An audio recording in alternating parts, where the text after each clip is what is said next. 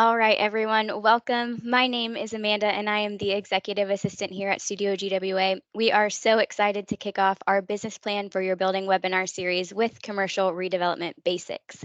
I'm not the brains behind this webinar today, so bear with me for a few housekeeping things before we get started. Please mute yourself for now and take advantage of the chat for questions during the presentation, and I will pass them on to our presenters. We will also have a Q&A time at the end where you can unmute and turn on your video to ask questions. I'll go ahead and answer the most asked webinar question. Will this be recorded? The answer is yes, we are recording this webinar. We'd love for you all to go ahead and make use of our chat by telling us where you are joining us from and what is your connection to the development world. Before we get into the nitty-gritty of development finance, let me introduce our speakers to you. Ashley Sarver is joining us today. She is usually highly caffeinated, which we think must aid in her supernatural ability to analyze market conditions and dive into pro forma work for projects big and small. We also have Aaron Holverson, who has the grit to walk through the ups and downs of historic preservation projects while never lacking positivity and good humor.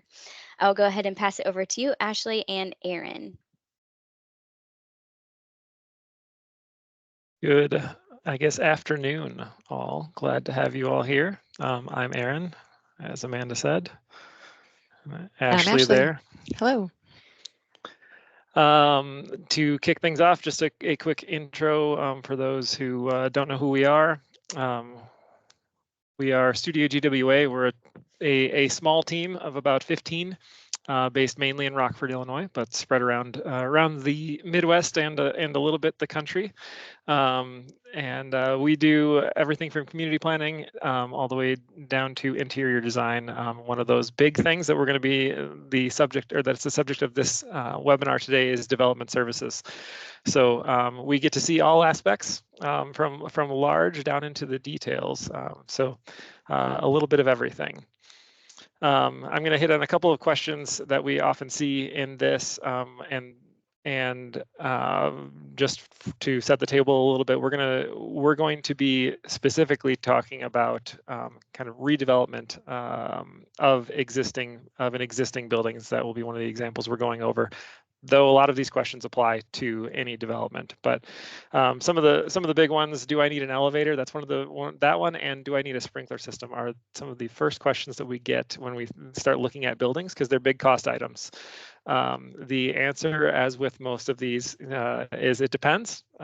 Smaller scale, obviously, you may be able to get away with not on either, but it just really depends. So we look at it on a case-by-case basis. Do I need a second means of egress? Almost always yes. Pretty simple one to solve, though, in standard design things. Dividing space is that one applies more specifically to historic tax credit component when we talk about that, but lots of options with buildings. And yeah, building code, alteration level, and occupancy. What we're talking about today, development in general. We won't get into too many specifics in what type of occupancy and all of that, other than in very general terms. So we'll cover some of these questions as we go along, but just wanted to hit on some of those. I'm going to pass it over to Ashley now. For some of our common finance questions, and this has come into play, as Aaron mentioned, we get involved with the development services. So that kind of came about as necessity for our firm of clients who would have projects that they wanted to move forward, but just needed help getting to that next step of either preliminary design, but also, the financial component of it. So we've really started to dive into this in the last, I'd say 10 to 15 years at our firm, of looking at these financial pieces of the project. So a lot of the questions we get, will it appraise? And depending on your market, in a lot of cases, no, it does not. So that means you have to do it for either other reasons. It's either a passion project, or you are doing it because you think in the future that it will appraise, or you're looking at the income approach and not necessarily just its pure appraisal value. So that's a hard one to get past, but I think that's where it comes into play with our creative financing, because we're not looking just always at what will the bank lend on. We're having to piece together these other components to make the project work. Another question we often get are, what is the market for additional residential or additional, first floor retail. And that change, it has ebbed and flowed. Right now there's a pretty soft office market, but there's a really strong residential market, and that's almost universal across the US. There is a housing shortage, so a lot of the projects we're looking at currently are to satisfy a housing need. So that might be something you're looking at as well. And with that, are there incentives? Sometimes there are, incentives locally or at the state level, or in the case of some of these larger tax credit projects, those are nationals, either federal or state level. So there are incentives at varying levels of government, and some of them right now we're seeing more incentives come out for housing, again, because there is such a shortage. Another question we often get is, can I phase it? And the answer is usually yes. And sometimes you need to do that first phase to get the cash flow going so that you can fund the second and third phase of your project. And in other cases, it might just end up being more expensive by phasing it. And so maybe you really do want to do it all in one fell swoop. And the last question, what if I don't have money? Well, Aaron said he would lend money for any project that anyone here wants to do today. So that's that's our solution. That is an empty offer, unfortunately. But in seriousness, I think that is something that comes up, and that's where we have to get creative with these different structures, and also thinking of how do we leverage the incentives that are on the table? How do we put together these sometimes complicated financial stacks to fund the project? And how do you borrow from friends? So here's just kind of a timeline. The top there is kind of the development timeline of going from just an idea, and then below that we have more of the where does the money come from part of that timeline. So across the top we have our initial idea. We work that into a full concept plan. After we have that plan of what the building is going to be, what are we doing on the first and upper floors, for example, we'll take that to preliminary city approval. And those discussions might involve, just working through zoning, ownership potentially, and then we get into the development agreement, which sometimes that's a negotiation. If we're going to be asking for TIF funds, tax increment financing funds, that's something that needs to be coordinated with the city if they're going to be lending on that. And if there's anything special you might be asking for the city in exchange, it's setting up that agreement with that entity. And then we move into the construction loan, and that construction loan happens usually like right after, right when you're ready to begin that the full phase of construction. Maybe you've done a little bit of demo work, but now we're going all the way in. It's time for that construction loan to finance the bulk of that project. And then we have the project completion. So at the lower level, you see just kind of where is that money coming from? And I think the part that we've just run into fairly often is that you're using developer equity and potentially a bridge loan for pre-construction costs for a good amount of that project startup. So the things that come into play there would be the costs before you ever get to your big construction loan are, your acquisition, potentially architectural and engineering fees, potentially attorneys fees, some financing fees of just getting bridge loans set up. So there are, some significant costs before you get to that construction loan. And that's one of the pieces that I think is just helpful to know up front, that there are going to be some out-of-pocket expenses before you get to the construction loan, and then have that, change into your full mortgage after the project is complete. Here we have kind of a breakdown of what all of these tasks include. So from that last slide, our initial idea, we have our tasks below that, and then below that you see the entities that might be involved. So we have Aaron again, he's our developer, he's our equity person in this case. You might have your architect, your friendly architects at Studio GWA would be happy to help. Below that we have the bank, and below that City Hall or whatever the jurisdiction is, and below that is the contractor. So those are kind of the entities and where they might get involved. And this is, again, just kind of a typical, sometimes these go a little bit out of order, but for the most part, these are the folks who are involved early on. So with that initial idea, you're doing some site analysis. It's not just the idea. We need a little bit more to dive into there, and that would be even some conceptual sketches, something on a napkin, something that you can take to your architect to start conveying what it is you want to do with your project and your building. Or they can help with some massing studies, some models to further develop it. And then we have the development pro forma as part of that too. We're looking at early financials, kind of at a 10,000 foot view to just see, does this pass the sniff test? How hard is this project going to be? And how much do we need to dive into the financials to help fill the gap? So on the next, we have the concept development. Again, just kind of further developing that design, getting more into maybe the site constraints, the code analysis. Aaron mentioned, our second form of egress, whether we're going to need sprinkler, if we're going to need an elevator. Those are elements that start to come in at this level.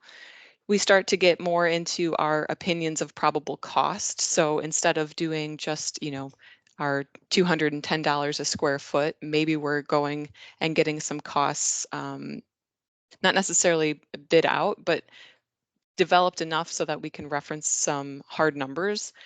And from there, we're doing more with our lender and investor. That's where the bank is starting to get involved. Once we have a good sense that this project is going to be a go, we want to go help get other people excited about it, and we need to make sure we have the funding behind it too. So we put, you put together a kind of a deck that shares the concept, shares the financials, and helps bring on those investors and lenders.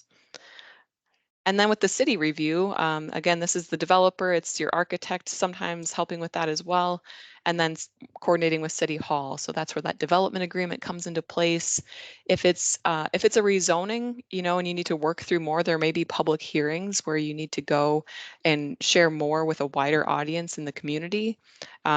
If that's something that, I'm not sure how the neighborhood's going to respond to this type of use, you might want to do some neighborhood outreach. You're going to neighborhood meetings and just having more of those conversations to lay the groundwork for this new concept.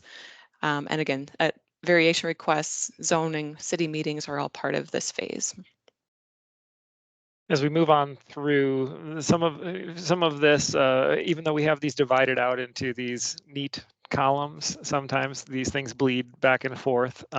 So you may be developing plans all along the way here, but once you get past that city review phase on the development agreement or the establishing that you indeed can move forward with the development, that's when you develop the plans, the construction documents and the go through the permitting process. So this involves, on our side, I'm an architect. On our side, this involves obviously the coordination with all of our consultants, engineers, mechanical, electrical, plumbing, civil, all of those different entities, going through all of the material selection with you guys as a client.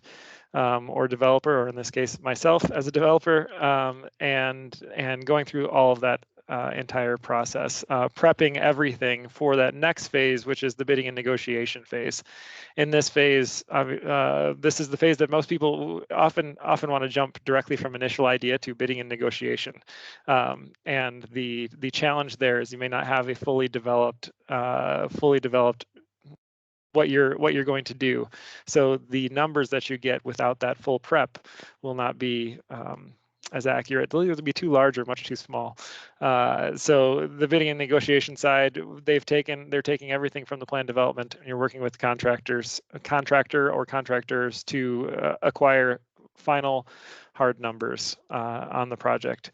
So in this process, there's often a lot of back and forth with architect and bidders, with owner and bidders. There's usually in tandem the approval side at the city. We often do that in tandem with this. So plan review, kind of the separate city review component. The plan review, life safety review would occur at this point, and then at the end of this is when construction begins. And so obviously during construction, this is the more obvious stuff. You're going through all of the process of construction. That may involve, depending on the scale, may involve your architect still.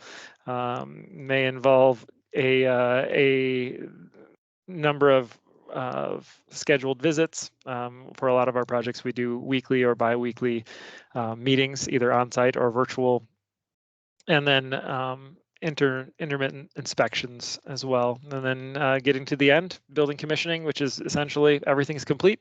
Everything is getting started from there. Building systems are turned on, and that may be, as Ashley mentioned before, in the option to phase. That may be something that occurs in phases. So part of the building may come online, and then followed by other components later. Especially with larger developments, that's pretty common. But smaller buildings, that may not be necessary.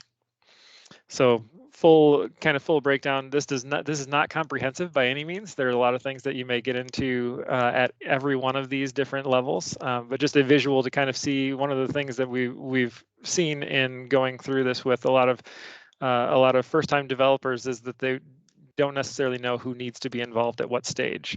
So giving a quick visual for an idea, and again, may vary a little bit, but give a bit of a framework. So jump into development finance, Ashley. Yeah, so when we're looking at this, we mentioned the pro forma. What does that financial review of your project look like? This is the main components of that. So we're looking at our construction costs, which are sometimes called your hard costs. There's also your soft costs, which are more of those consultant fees and things like that. We're going to be looking at the income, trying to predict what is the market. You might also get a market study to indicate exactly what the rental rate is, for example. Then we have our operating expenses, the day-to-day, the year-to-year things, the plowing, the maintenance, the painting, the touch-up, the security, and utilities would be part of that. And then, of course, our sources and uses. That's where we have kind of, here's all of our expenses, and then here's how we're going to pay for all of those things, which Aaron already said he was going to do for us, so we're all set there. And then our cash flow, we like to see it, what does the first year look like, but what does it look like at 5 years, at 10 years, so that we have a full picture of what the next decade is going to look like for this building and the project. So we're going to look through a little bit of a scenario. I think this is a very common challenge that we see in the development world.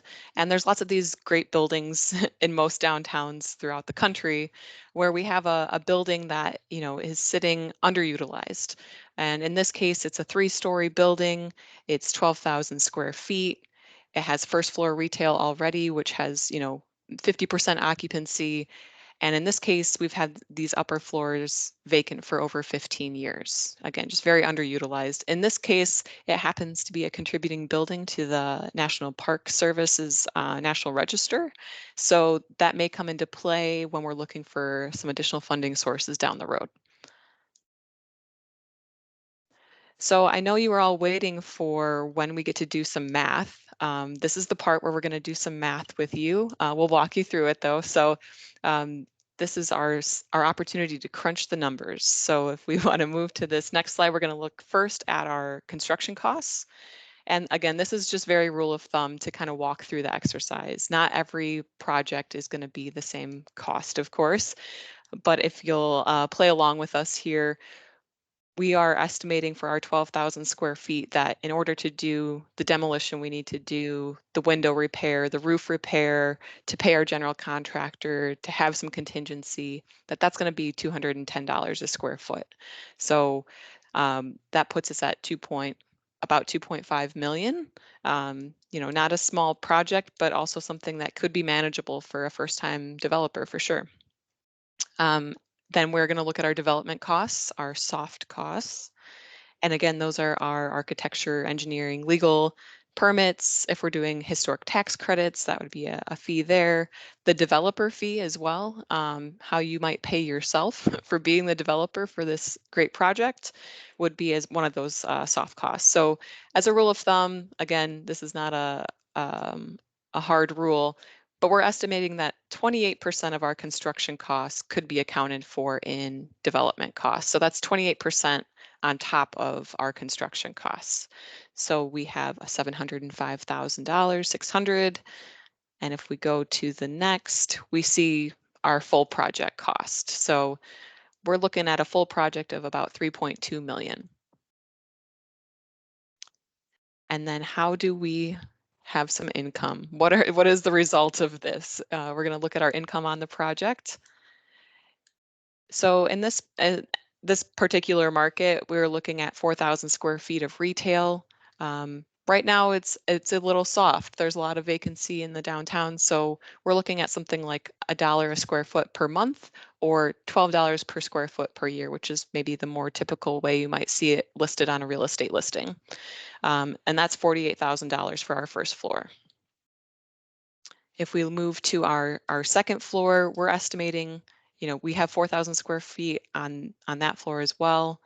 We're going to be able to get a little bit more per month out of that residential space in this market. And right now we're seeing those numbers, those are going up pretty quickly just because there is such a shortage of residential. So with our $1.25 per square foot per month, that puts us at 60,000 for that second floor, and then the same for our third floor. So when we total that one all together, we have our full income for the project. However, even if it is fully occupied, we still have, it's not going to be occupied all of the time. People are going to move out. We're going to have maybe a residential unit that's vacant for a month, or two that might be vacant. So this is a pretty, I think, aggressive vacancy rate at 5%. Sometimes you might see this at, from 5 to 12%. And this is something the bank will be interested in seeing, of knowing that you've accounted for some loss of income from vacancy. So in this case, we have 5%, that's $8,400. And then we move into our operating expenses. So these are, again, what you see below: security, taxes, utilities, landscaping, plowing. And, the first couple years, you might not have a lot in that category. Of course, you got to pay your taxes, your utilities, but you might also just need to be putting some aside in the kitty to have for that year 5 when something, really needs to be repaired. So as a rule of thumb, we're looking at about 30% of your gross income. So we had, from our income, and then we're doing a 30% of that as our annual operating expenses. That's 50,400. This is kind of a given. This is a hopeful situation where maybe we see loan rates come back down. When we first put this presentation together, 6.5% was a high interest rate, and now we've seen that they've only kind of climbed. So we're hopeful that maybe we'll see rates go back down. But in this case, we're going to assume that we have a 20-year loan at 6.5% interest. And so we have to pay that each year, and that's $234,195. So after all of that, these numbers that we've been throwing at you, when we are looking at our gross income minus all of our expenses, that includes the operating, the vacancy rate, and our mortgage payment, we are at a solid negative $124,995. So that's not looking too good. So we're going to have to figure something out for sure. How do we pay for this? In this scenario, we've really looked at kind of the assumption that 20% is going to be in private equity. The bank, the city, anyone you're working with is going to want to see that the person coming forward with the plan is able to source some equity into this project, that it's not fully funded by other people's money. So rule of thumb, 20% of the project is in equity. That would put us at, let's see, on the next one, 645,120. And again, that equity could be yourself, or it could be, you and 10 of your closest friends who are pulling that together to make that equity component. And then on the loan will be the remainder. So we have our total development costs there. That 645,120 is our equity slice of the pie. And then we're going to try to get a loan for the remainder at 2.58. It's a pretty big loan. If this one was, based off of our income, this is one of those cases where that would not appraise out. So looking at our total funding, we get to our 3.2, but will the bank lend on that is probably the biggest question in this scenario.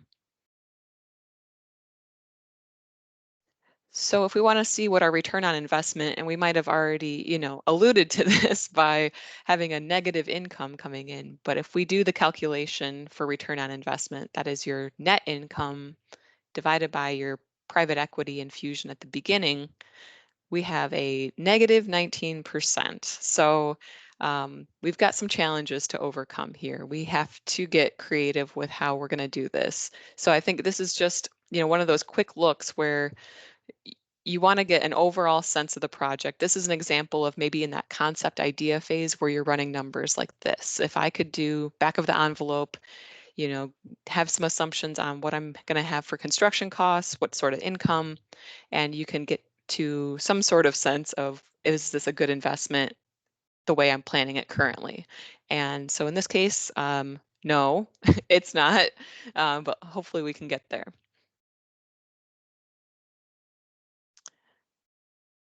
So as part of that, how we fill that gap, here are, some of the suggestions that we would have. You're going to be looking into what other incentives there might be from either your city, village, county, or state to see if they can fill that gap. You're going to be looking at maybe is there the potential for sweat equity? Can I do some of this demolition myself? Can I do some of this painting myself?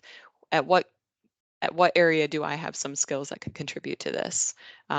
There's also the question for labor of union versus non-union. That may be appropriate in some contexts to look at, either a blend or, really diving into what are those cost comparisons. Similarly, I alluded, we have a lower interest rate that would certainly help us, or if we can pull off the term to further than 20 years. There are some, loans products from either the SBA or HUD that might extend that loan term to 30 or 40 years. And that certainly helps to be able to draw out further to lower that mortgage payment that you're paying each month and each year. Aaron, do you want to hit on some of these other ones? Yeah, the one of the options Ashley mentioned developer fee, and it obviously the hope would be, even if it's a passion project, is that you get paid for a little bit of the brain damage that you're going to incur in doing a project, and maybe that's low. Maybe it's lower than say a professional developer who's doing this all the time as a business would need to do, but there's always the option to defer the developer fee. And that doesn't necessarily mean defer it indefinitely, but maybe you take a portion of it for the next 5 years, divided over 5 years, just to lessen the burden on the project initially, help the cash flow a little bit to bring that number up. It would take more than that, obviously, but historic tax credits, that's one that is a big one that we utilize often.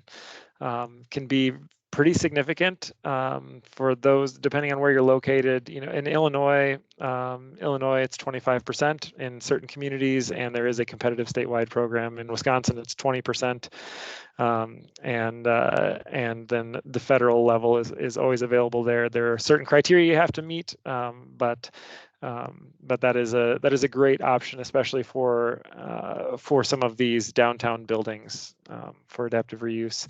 Creative partnerships. I can't remember, Ashley, if you touched on this, but that's always an option out there. That can vary. Obviously, the creative side comes out there, especially depending on your location. Are there organizations locally that could help in as far as even some of the work to be performed? Are there universities nearby that could help? I know in my home community there's a program with the high school, and the high school students get training on job training, on the job site training, to go through some of these tasks. So yeah, a lot of different options. Enterprise zone, workforce training partnerships is I just touched on, but a lot of different steps. I was just going to add that, we did run the scenario. So the scenario that we just ran through, if we were to incorporate the historic tax credits into that same scenario, we see that it's a little bit better than break even, right? So even when we pull in maybe one of these, we might also still need to look at the others as well. So it could be a combination of tax credits and deferring and sweat equity and all of these other components too. So it's not always just one thing, of course. It's trying to piece together just anything that's going to assist the project. And it's a good thing to keep in mind, depending on where where you're at. And I haven't seen the responses to kind of to understand exactly what your connection to development is, but for those who maybe are on the city side or local economic development side of things, understanding what someone who's trying to redevelop a building is encountering as far as numbers, it's really helpful, I guess, in that side to see it is not often a slam dunk just by itself. It does require creativity. It does require possibly looking at other incentives that maybe if you're on the city side that you guys could offer to help bridge that gap that exists. So a lot of whether you are the developer or on the other side, good to understand where things stand. And on that note, I would say that we've seen more and more cities starting to offer incentives either for affordable housing or upper floor residential or just residential in general. The city of Quincy and the city of Champaign, they have a $20,000 per unit incentive, so that certainly helps. And I think they have a cap on that, up to $100,000 or something. But it helps just kind of really be specific and direct with where those incentive dollars are going. All right, we'll go ahead and move into our Q&A time. If you have a question, please feel free to unmute. We do ask that you remember that this is being recorded as you share project-specific details.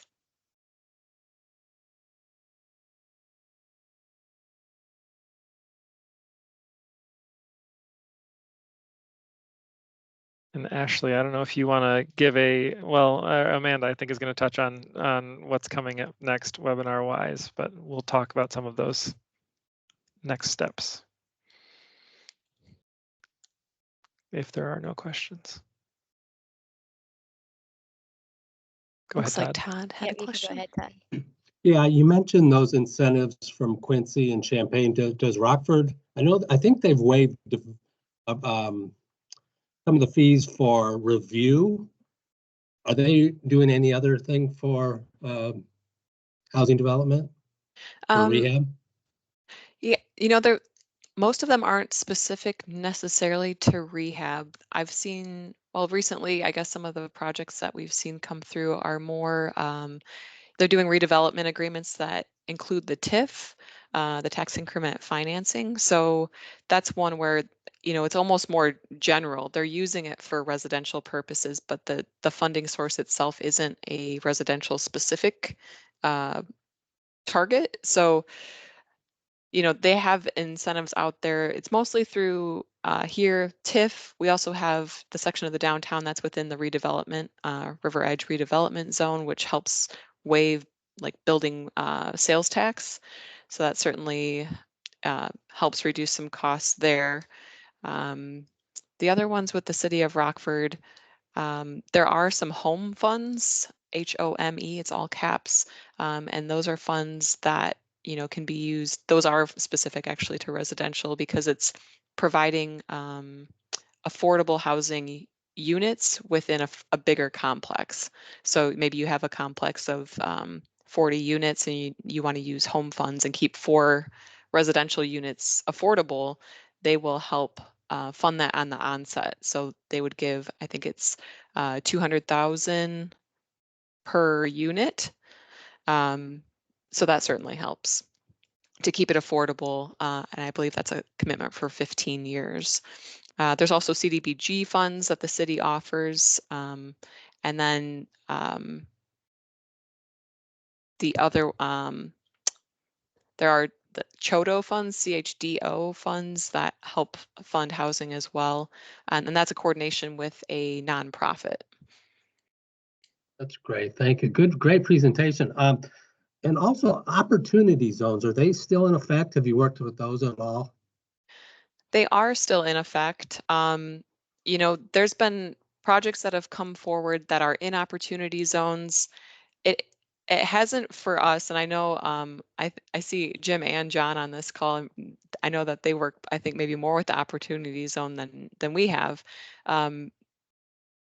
The opportunity zone, in our experience, has been that they happen to be located in opportunity zone and then take advantage of it, but it hasn't been necessarily the driving factor of I'm looking specifically for a project in an opportunity zone.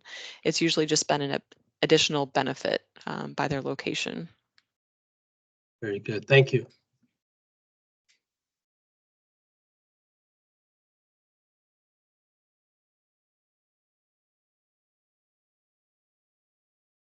Any other questions on the process of, where we get started? I think, Erin, I know you and I have been part of meetings before too, where, I just bought this building, I'm ready to get going with it. I already talked to so-and-so about replacing the roof. Any advice for someone who maybe comes in with that scenario? What we usually tell people in that case is slow down a little bit, because there may be things that you do now that you will either A, pay to do again once you figure out the whole picture, or B, if you end up going to some of those financing mechanisms like historic tax credits or some of the others maybe that are local related, you may hurt yourself in the long run by getting ahead of yourself. That's why I mentioned in that one of the early slides, people often like to skip the middle part and go from I have an idea or I just bought a building to get numbers from contractors. And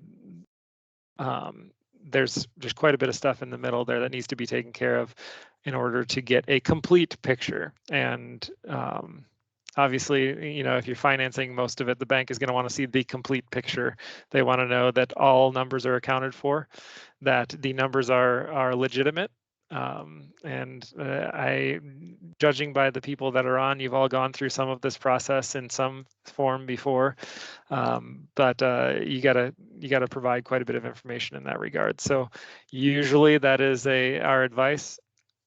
Great to know contractors, great to have the connections, but hold off in the immediate time on getting hard numbers until you've figured out a whole picture, work through the whole picture to get complete numbers. I think it's also a common, not challenge, but I would say a step in the right direction, that if this is your first time doing a project of this size or a project of this type, whether it's a historic project or a residential project, or it's just, bigger than anything you've done before, that building your team is really important. So, if you don't have the experience yourself, you can bring people alongside of you who do have that experience, between your architects and engineers, but also accountants, people who have some credibility and some experience and expertise there will just be great to bring together, because again, going to the bank, they're going to be looking at it as they underwrite of how strong is this team, have they done this work before, and the more complicated your capital stack gets, the more you really need people who've done that type of project before. Ashley, it's Marge Beavers and Kyle. We think this is a wonderful presentation, and we notice that there's a number of people on the call who already have a fairly sophisticated point of view about this subject. But I know that this with a lot of people who need. If we had seen this before we started the Richardson building, it would have helped us. It wouldn't have deterred us, but it would have helped us. And I'm wondering if there's any thought of just suggesting offering this to the city as a service, so that they could actually have this available to show to people and to offer on a regular basis, like a quarterly basis or something, for their next batch of newbies who are trying to do something like this. Good point. Yeah, I mean, we're happy to share it. We recorded it for that purpose so that it can be reshared easily, and that, if people have questions, they can ask us. But really, it's just to get the information out there to help people with those first steps in development. So yeah, we'd be happy to share it with either city staff or anyone who can reach the people who need to be reached with these first steps. And I guess that kind of you helped tease us. I swear Marge wasn't a plant, but we do have some upcoming webinars for the remainder of the year. If we wanted to look at that next slide, we'll be doing one in August, and about bridging the financial gap. So we'll talk a little bit more tax credits, especially during that, and we have some fun special guests. Amanda, I think you had something prepared for this Yes. section. So for our Bridging the Financial Gaps second webinar episode, we're going to have Brad Roos. He's the developer of Midtown Faust, which was that building you were just looking at on the last slide, as well as John Lamper. He's a business attorney who has worked on a number of complex business deals. Jonathan from our team is going to add the link to register into the chat, so you can go ahead and click that and make it easy for you to sign up. And we'll also send it out when we send out the recording of this webinar today. That's all we have for you guys though today. So thank you so much for joining us. If you have questions afterwards, we're happy to take emails and respond via that if you didn't want to share your project ideas here, but happy to be a resource and hope that this information can reach people who are inspired to keep doing cool stuff with great buildings. Thank you all.